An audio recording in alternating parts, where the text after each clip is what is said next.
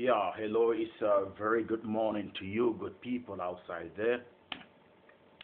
This is Samuel Kennedy JTG by the grace of God. Today, we're going to look at something in the Bible, and we're looking at the topic prayer, while why many prayers are not answered. We're looking at the book of Matthew, chapter 7, verse 7, going, and it shall be ask, and it shall be given to you. Seek, and ye shall find. Knock, and it shall be opened to you. For everyone that asketh receiveth, and he that seeketh findeth, and to him that knocketh it shall be opened. Or, what man is there of you whom, if his son ask bread, will he give him a stone? Or if he ask him a fish, he will give him a serpent? If ye then, being evil, know how to give good gifts unto your children, how much more shall your Father which is in heaven give good things to them that ask him?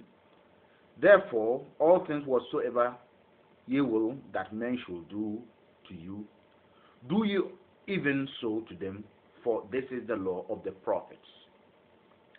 My dear brother, my dear sister, this is a simple passage in the Bible. Matthew 7, it talks a lot.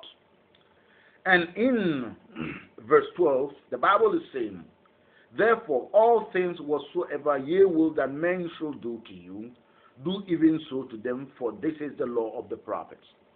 You see, this is the law of the prophet. It applies both in the physical as well as in the spiritual. What ye will that men or others should do to you, that is what you also ought to do. If you want people to do you good, you also ought to do good to people. If you want money, you must give money. If you want blessing, you must bless others. This is the law. You see, my dear brother, my dear sister, there are certain reasons why many of our prayers do not get answered. I cannot cover all, but I just want to touch on few. As it is said here, you see, most often we appear to God, we appear in the front of God, before God, being in his presence without being present. We appear before God, being in his presence without being present. And this is something that hurts a lot. What do I mean? For example, if you are talking to somebody, let's say your son, or let's say a colleague, or maybe somebody below you, the person is talking to you, but the person is, looking at somewhere, doing something at the same time talking to you. It's a painful thing. It means the person's attention is not with you. It is easy for us to appear in the presence of God and yet not being impressed, being in his presence.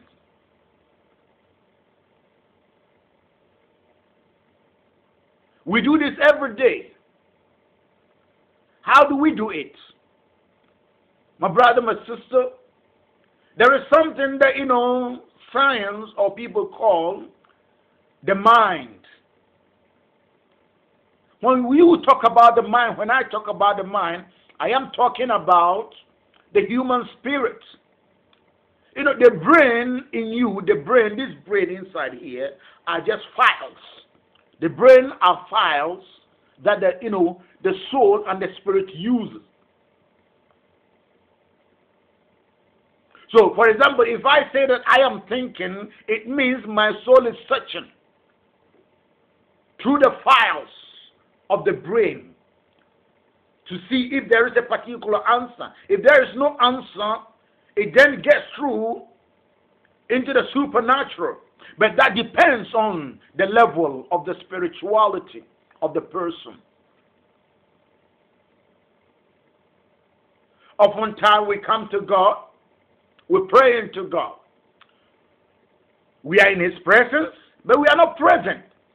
Whilst we're praying, we may be praying to God, we may be adoring him, but we may be thinking about a particular food somewhere. It could be McDonald's. It could be a friend.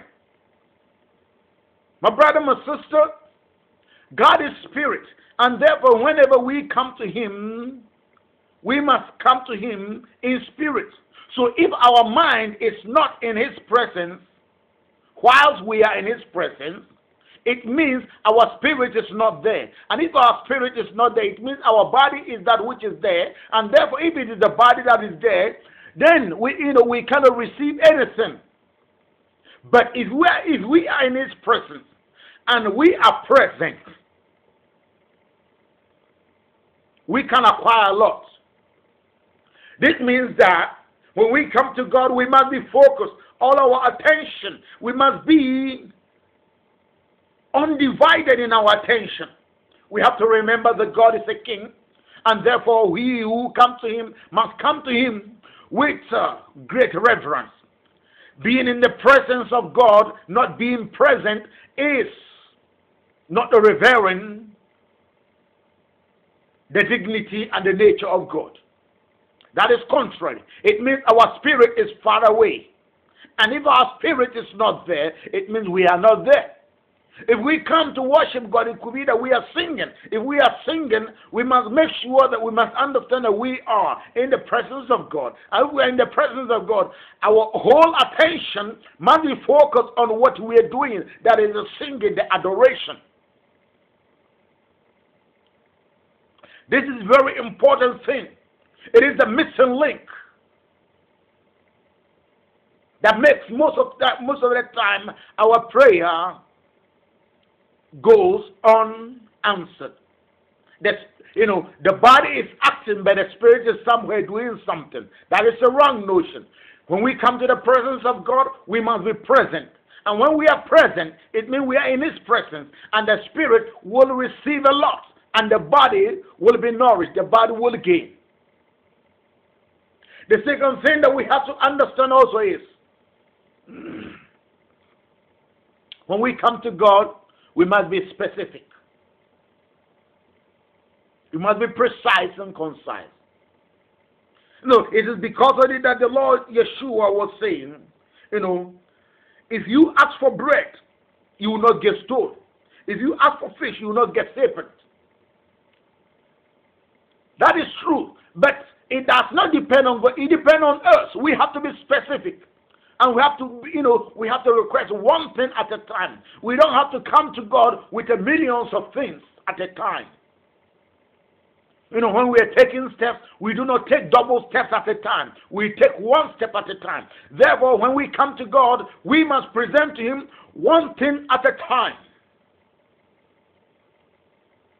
My brother, my sister,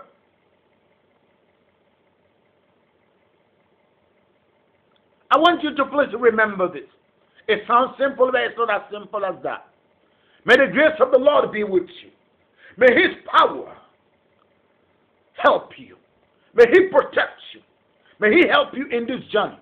So that on the last day, we will together join and be with the Lord Yeshua Mashiach. And together we will glorify the name of the Lord God. And we will be in heaven together. May the name of the Lord be glorified. May God bless you. Thank you very much for spending your time to listen to me.